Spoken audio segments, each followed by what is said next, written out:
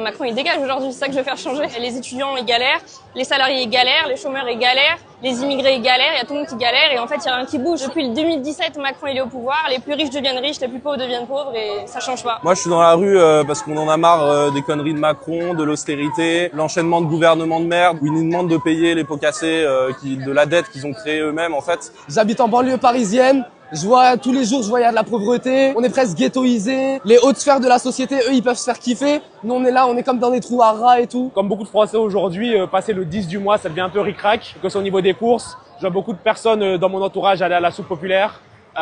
Et puis trouver un logement à Paris aujourd'hui, c'est devenu super compliqué en tant qu'étudiant. Ça touche tout le monde. Moi, je vois ma daronne, elle en peut plus. Bosser jusqu'à je sais pas quelle année. Genre, ouais, je sais pas, bosser plus, donner autant de temps et gagner aussi peu, en fait. Un gouvernement qui tombe hier, on voit aujourd'hui c'est un mec de droite, un raciste homophobe qui prend le pouvoir. La précarité, les 2 jours de congé en moins. Moi, je commence dans le travail. Aujourd'hui, c'est mort, on m'enlève pas 2 jours. En tant qu'étudiante, je pense beaucoup à l'avenir. Je vois aussi la dégradation des écoles, le manque de professeurs, les hôpitaux, c'est la mouise même sur l'écologie. Franchement, ça sent pas bon. T'as un CDI, tu taffes 35 heures, tu gagnes 1 400 €. Les apparts ici, ils sont tellement chers. Moi, ça fait 2 ans et demi que je vis chez ma petite sœur, dans un 9 mètres carrés dans sa chambre universitaire. Voilà, c'est plus possible, les gars.